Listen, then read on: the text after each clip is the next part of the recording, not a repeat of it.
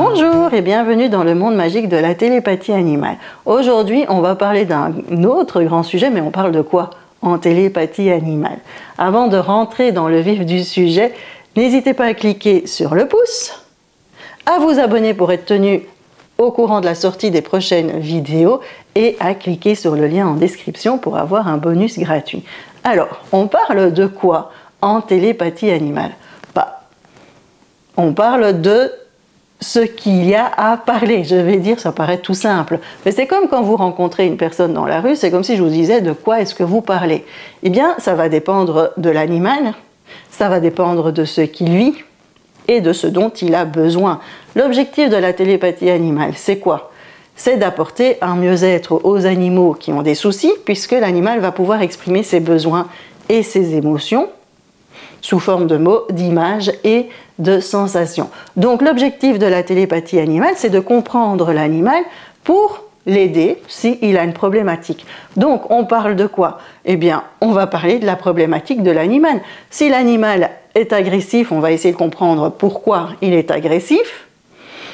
Et on aura certaines pistes, mais on va aussi pouvoir trouver des solutions de que faire, qu'est-ce que le référent doit faire pour aider l'animal qui est agressif, par exemple. On va aussi avoir des informations sur le caractère de l'animal.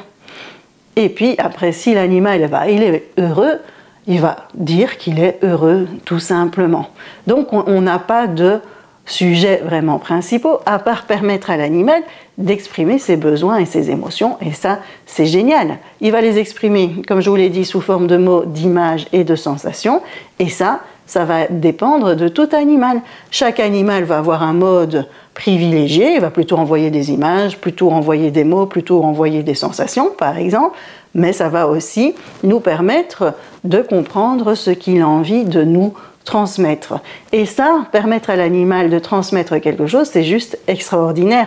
Vous imaginez, vous êtes dans un monde où les gens qui vous entourent ne vous comprennent pas, et puis tout à fait, vous avez un outil qui va vous permettre d'exprimer les choses autrement que par le comportement, la queue qui bouge, les miaulements par exemple, etc.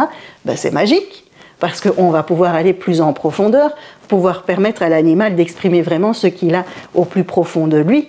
Et ça, quand un animal peut le faire, eh bien un autre monde s'ouvre à lui parce que c'est juste extraordinaire. Il a la parole et là, son comportement peut déjà changer. Donc on ne peut pas dire vraiment de quoi on parle dans une séance de télépathie animale, puisque c'est dépendant de l'animal, dépendant de sa problématique. D'accord pour vous? Je vous dis à bientôt.